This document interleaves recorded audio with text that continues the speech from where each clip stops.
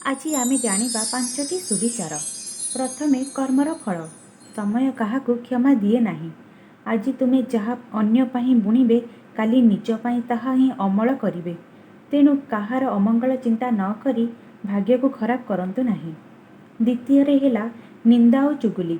ଅନ୍ୟର ନିନ୍ଦା କରିବା ଦ୍ୱାରା ନିଜର ସମୟ ଏବଂ ସଂସ୍କାର ଦୁଇଟି ଯାକ ନଷ୍ଟ ହୋଇଥାଏ। ଯିଏ ନିଜକୁ ସଜାଡ଼ିବାରେ ବ୍ୟସ୍ତ ଥାଏ ତା ପାଖରେ ଅନ୍ୟର ଖରାପ କରିବା ପାଇଁ ସମୟ ହିଁ ନଥାଏ। ତୃତୀୟରେ ହେଲା ଶାନ୍ତିର ମାର୍ଗ। ଯଦି ଜୀବନରେ ଶାନ୍ତି ଚାହୁଁଛନ୍ତି ତେବେ ଅନ୍ୟର ଦୋଷ ଖୋଜିବା ଅପେକ୍ଷା ନିଜର ଭୁଲକୁ ସୁଧାରିବା ଶିଖନ୍ତୁ। କାରଣ ଦୁନିଆକୁ ବଦଳାଇବା କଷ୍ଟକର କିନ୍ତୁ ନିଜକୁ ବଦଳାଇବା ସହଜ। ଚତୁର୍ଥରେ ହେଲା ଅହଙ୍କାର।